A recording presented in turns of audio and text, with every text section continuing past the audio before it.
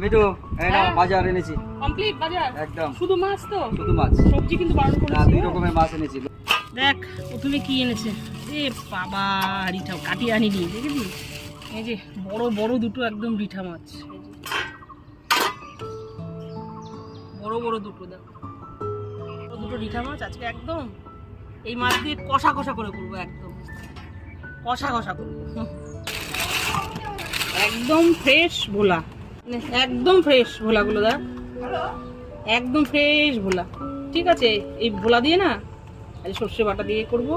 আর তোর বাপি তো তেল ঝাল খেতে ভালোবাসে, দেখ কোনটা করবো। এই কি করবো তাড়াতাড়ি বলো। তেল ঝাল। তেল ঝাল কি করবো? তেল ঝাল